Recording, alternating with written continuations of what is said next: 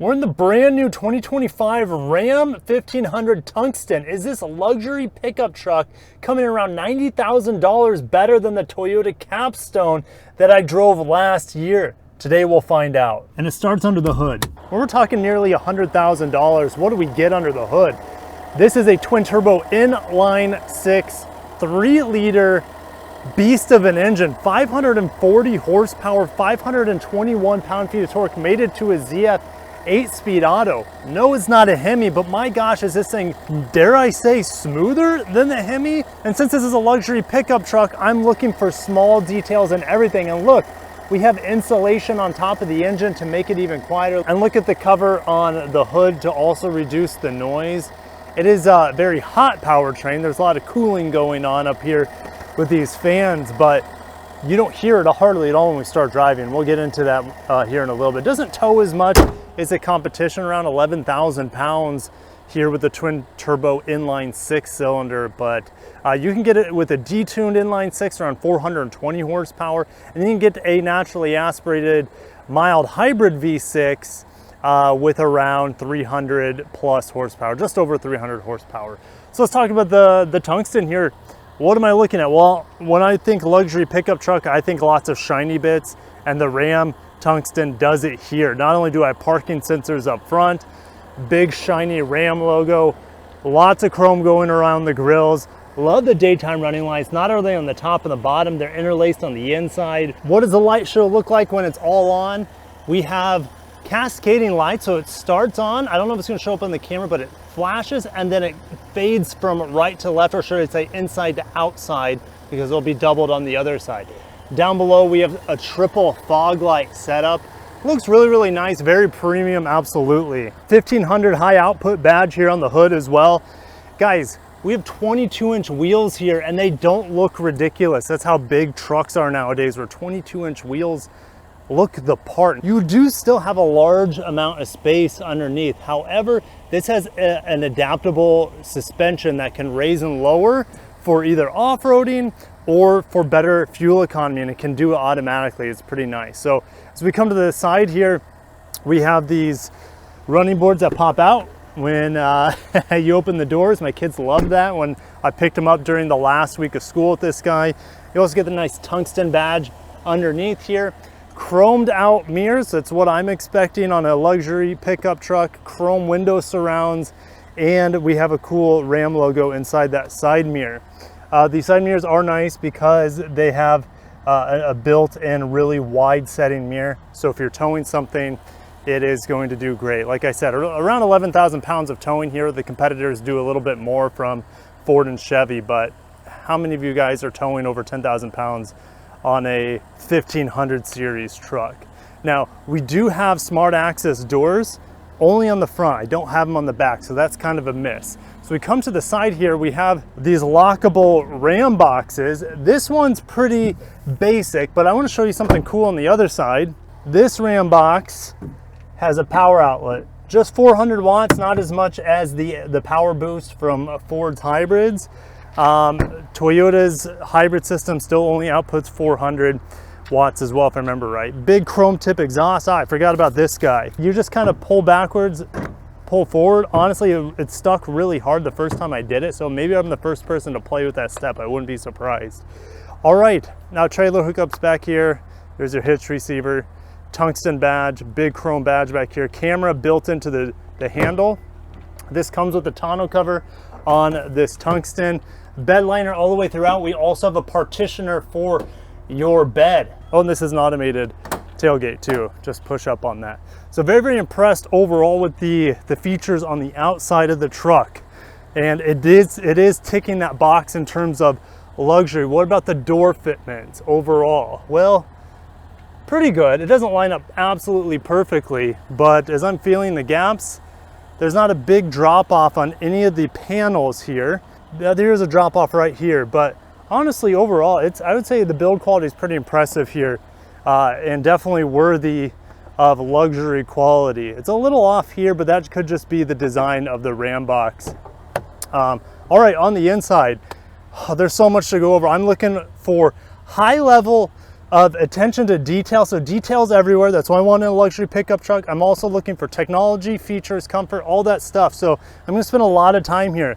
Klipsch audio. There's about a gajillion speakers in here, and they all have really fancy speaker covers, from whether it's on the door or overhead above each passenger. Well, maybe not the middle passenger back here, but over every outboard passenger, we have that. Stitching here on the door handle area on the top. Would have been nice to have window shades. That's one ding, but materials here are fantastic. Carbon fiber material as the trim. Now we also have this nice tungsten badge. Look at these high quality mats. Not only that, they have a couple different materials in here, stitched, very, very fancy, very premium feeling. We also have excellent mat pocket covers, nice stitching, even speakers built into the back of the seats. I've seen them built into headrests before, but not into the back of the seats. Fantastic. Let's get on the inside here. It's a little too hot to open up this Panner roof, so I'm going to keep it closed, but ticks that box.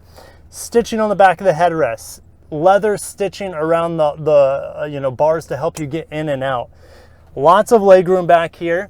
Push button LED light, so not incandescent bulb. That's great. I can fold this down. Leather, nice attention to detail, nice stitching. Rubber plated cup holders here at the bottom. Lifting this up, this is even felt lined too. So well done, Ram, with the luxury. Well, let's do that again. Even this material back here is nice and soft. This will help deaden any sounds coming in, maybe from the bed, for example. We even have airbags back here. All right, raising this back up. Comfort and attention to detail on these seats is fantastic. Even though they are a thinner seat because we're in the back, still very, very comfortable. They are ventilated. They are heated. You also have tons of USB connections, C and A. You have additional 400 watt power, big vents back here, carbon fiber trim, freaking awesome back seat. Only thing that could make this better for a pickup truck would be maybe massaging back seats, maybe an ottoman on this side. I can move this seat all the way forward. Just needs to have some sunshades too. And then we're talking, it's pretty much unbeatable. We're actually going to get into the passenger seat because we have massaging passenger seat as well. And the materials on here are just as good as they are on the back seat, except we have an additional tweeter here for the reference Premier sound system from Klipsch. Notice the tungsten mat, very, very nice up here as well. We have another tungsten badge. We have this additional screen. Now you cannot see it from this seat over there. If I put the screen or the camera over here, you probably can't see the screen at all. So they do that for safety purposes, so this person over here is not watching TV while you're going. So the HDMI cable's right here. You can plug in your device, and whether it's a Blu-ray player or a game console, I don't know why. This is about this, it's a little bit bigger than a Nintendo Switch, but you can just plug in your Switch here if you're driving in the front. I don't know. You could do a lot of different things. I feel like this is a smaller screen than you would have on an iPad. So I don't know why you would need this screen. It's just overkill. Doesn't do anything to add to the luxury, in my opinion. So there it is. Let me know why you guys would want to have this screen for the passenger, because I can't make a good case for it. Gosh, there's just so much detail. Look at the stitching up here on the dash, the Klipsch reference speaker system right up here on the top, the head-up display over there, digital rear view mirror. So we're getting into some more of the techie stuff. I guess I'll open up the sunroof for a little bit to give you guys a peek. Even the shifter it's not the most regal feeling shifter, but at least there's some like diamond plated design on the inside where there's your 4-wheel drive control, by the way. So let's talk about this 14-inch screen. It's huge, obviously. Only Android Auto takes up about 8 inches of it. We have another bar up here for adjusting your ventilated seats, top, bottom, or both, which is pretty cool. No pun intended. But yeah, it's just so small for my Android Auto. It would have been a dream to be able to take up the whole screen, but I haven't found a way to do that. Instead, they're like, okay, well, you can add some widgets here, but I don't want any of those widgets that they're offering. And getting into the camera system in here, which is fantastic, it's just kind of a bummer, right? Because if I look at favorites, yes, I can put this here, my surround view camera, and yes, I have that bed, or should I say the tailgate cam. You can hook up auxiliary cameras here, which are, you know, not going to do anything since there's nothing connected to them. But I feel like that's pretty cool. The surround view camera system is pretty fantastic. It's, you know, they don't have as many cameras in here, I would say, as like some of the Chevy or GMC vehicles I've been in, but it's good enough for me. The quality is good. The only thing that this screen drives me crazy about, and I'll just probably bring it up over and over, is that the Android Auto, Apple Car, at least the Android Auto, I don't know about Apple CarPlay. It's just that this Android Auto is just way too small. And then the bottom half of the screen is just completely wasted on me. Maybe if I spent some more time with it, I'd be able to figure it out. But yeah, let's get into the climate control buttons. Very small. I would rather have a knob. I know I have a volume knob here, a tuning knob. That's great. I'm happy with that. I want 2 more knobs to play with the fan speed and the temperature control instead of slapping this up and down while I'm driving. As you can see, I accidentally touched the screen there while touching these buttons because it's really, really close. So it's just not ideal. It's a showcase for technology, but I'd rather have more functionality here. You can raise and lower the truck with these buttons. Most of the time it won't let me do it, that I understand, unless I'm actually driving, and it will automatically raise and lower the truck, or it can change the drive modes and it will raise the truck if you're in, okay, well, it's actually going down now. I don't know. It's just, it doesn't give me enough information here while I press these buttons. But now I'm in aero mode. So the truck's gotten a little bit lower here as we slam it to the ground. Beautiful tungsten logo, but not only that, it gives me the VIN number right below. So yes, that ties with the truck. So I mentioned all the USBs here. You also have 2 chargers, wireless chargers here down below, 2 cup holders, more carbon fiber for your coins, to hide your coins or whatever else you want to put in there. If you guys want to do math while you're driving, you have fraction to decimal chart. You have your angles. I mean, this reminds me of geometry in 9th grade, and I don't, you know, SOHCAHTOA, I don't plan to do any of that stuff. But at least there's tons of space down here. There's a couple Easter eggs as I take this out. You guys see the different generations of Ram trucks going down here, all right, to the newest generation in the corner. So, and I haven't even talked about the seats. Fantastic tungsten also on the shoulders. They are massaging, like I mentioned. They are good massaging seats. They get your butt and your back. They're not the most customizable. I do have thigh extension here too, thankfully, and I think I can control the bolsters as well. The sunroof's fully open now, just a small bar here, and I can even open this up, which a lot of panel roofs don't allow you to open up their roofs anymore. So well done, Ram, to give us a functional sunroof. This opening is absolutely massive too, by the way. Driver's side door is exactly the same as the passenger side door, except I have memory seats over there, or over here, I should say, not over there. Steering wheel, how's the stitching? It's actually really, really, really good here. About as good as you can get. There's some, you know, stretches there, but it is very clean overall. I'd give it probably an A minus. We have a little carbon fiber here, a little stitching around the middle. Large, I think this is a 12-inch digital screen. I do have drive modes, and off-road unavailable, shift to 4-wheel drive. Okay, well, let's just go 4-wheel drive. Auto, we have different drive modes, a little animation, nothing crazy here. Not as fancy as some other trucks I've been in, but I've just been keeping it in auto, and maybe we'll put it into sport if we do a 0 to 60. Haven't even decided if I want to do that. Do have a head-up display in here. It's very, very crisp. Doesn't give any of that double vision effect, and it sits really high off. I can feel the truck actually raising its height right now. Or yeah, because I was in aero mode before, now I'm in normal mode. But anyways, yeah, head-up display is fantastic. Let's see here. If I put in a direction to Whole Foods, is it going to show up on my head-up display? And the answer is no. I don't see any direction show up on the head-up display, unfortunately. One last thing, I mentioned the mats in here, but if we look at the pedals, even those have a nice detail to them as well. And they are adjustable, so I can raise and lower the pedals if you're super tall or super short, whatever your needs are. Now, also a zing here, this is not good enough. I don't have automatic rear windows. That's something my Corolla XLE that I had this week for review had, automatic down and up. I don't have that here. So that's a miss. It's definitely a short-sightedness and something that they shouldn't have you know, left out when you throw so much at this truck for luxury. We don't have auto rear windows. All right, let's get on the road. All right, pulling away in this Ram Tungsten. Yes, in terms of ride quality right off the bat, is this luxury? And the answer is abso-freaking-lutely. It is whisper quiet. Now it helps that I have double pane glass up here. I didn't even check in the back seats, but it doesn't matter because whether they are or not, I don't hear anything in here. It's so quiet. The closest thing I would compare to is actually not the Tundra Capstone, even though that's a pickup truck. This in here feels more like an Escalade in terms of smoothness and luxury and quietness. Why do I say Escalade? Because that's also a similar sized vehicle. It's body on frame, and it is luxury.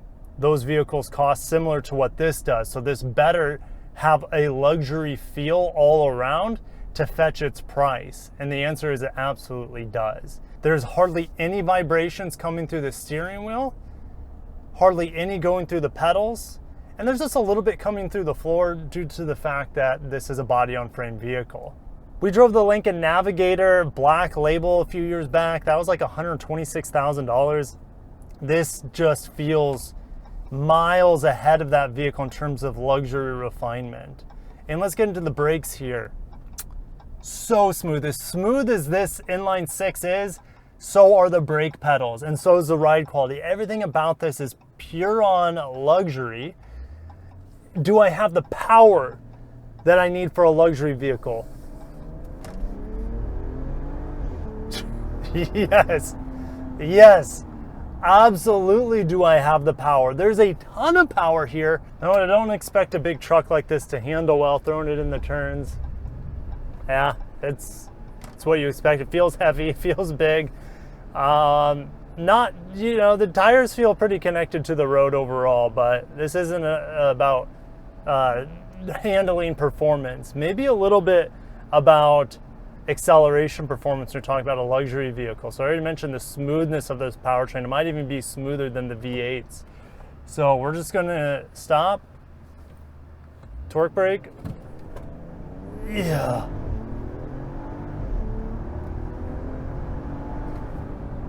Zero to 60 in 4.94. Yeah, this thing's packing serious power. I'm gonna put it back in a two-wheel drive. By the way, that's also 0 to 100 kilometers per hour in 5.21 seconds. 540 horsepower is a ton, but how it delivers it is just super impressive with the amount of torque that it gives you.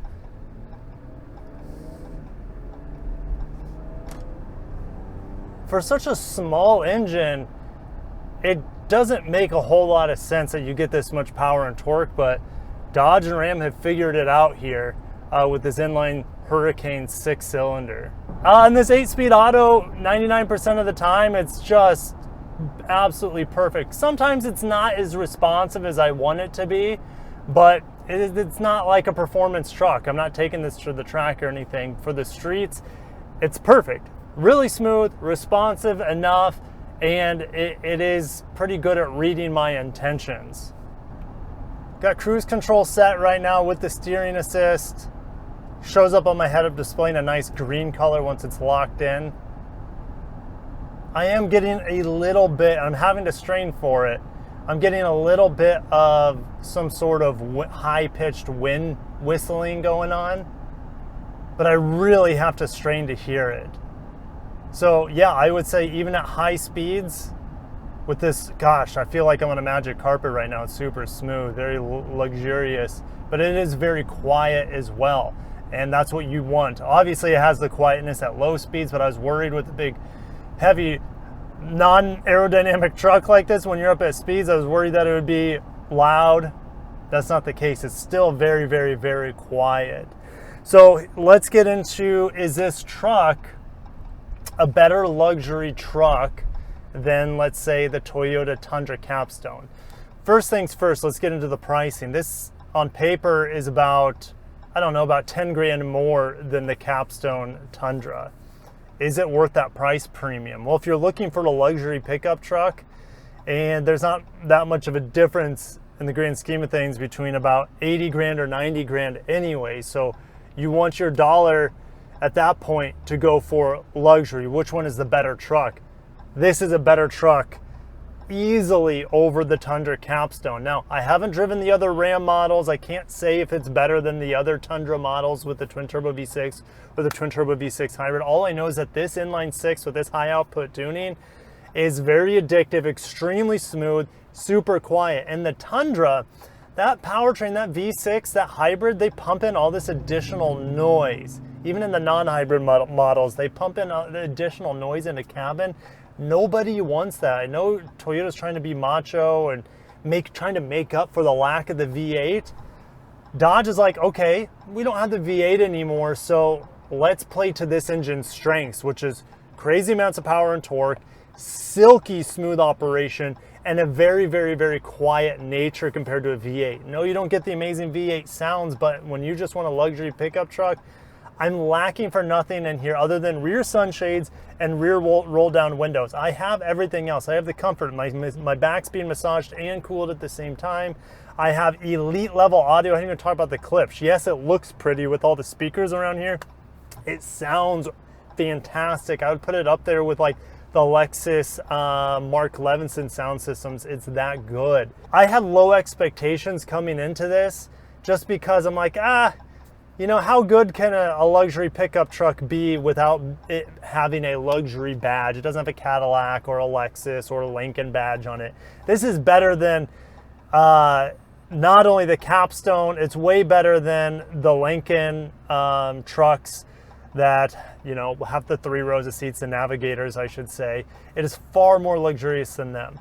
What could Dodge do to make this truck better other than those couple things that I mentioned? There's no auto brake hold in here, so every time I come to a stop, which is all the time where I live and sitting at traffic lights, as you saw us doing there, there's no auto brake hold that I can find. So I'm just sitting here with my foot on the brake, or I just find myself twisting this into park at every single traffic light. Not ideal, but it is what it is. If they could make a plug-in hybrid of this, oh wait, they are. They're making the Ram Charger. Now that won't have the inline six, but that will have a plug-in hybrid powertrain, and I'll actually be able to tow a little bit more than this. I want to say around 13,000 pounds, and you have something that's going to be even more powerful than this, potentially even smoother than this, because I think that's completely direct EV driven instead of a V6 linking to the wheels. I don't think that's going on. I think the V6 just acts as a generator in that truck. So let's talk about fuel economy real quick, and I'll end it. In town, I was seeing about 15, 16 miles per gallon. On the highway, you might be able to stretch that to around 20.